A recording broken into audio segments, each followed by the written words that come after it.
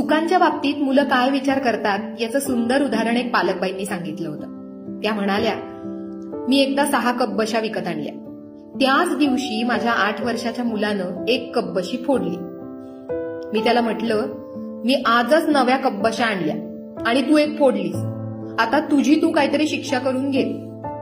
तो म्हणाला, मी कोपऱ्यात भिंतीकडे तोंड करून 10 मिनिटं उभा राहतो.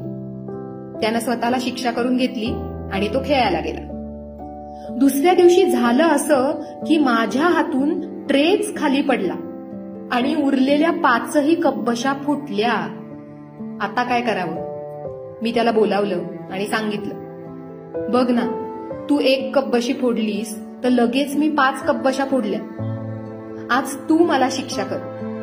तो हसला आणि म्हणाला, आई, मी तुला काही शिक्षा करणार नाही, पण तुला कळलं का असं का होतं? अगं, कुणी मुद्दाम नाही करत.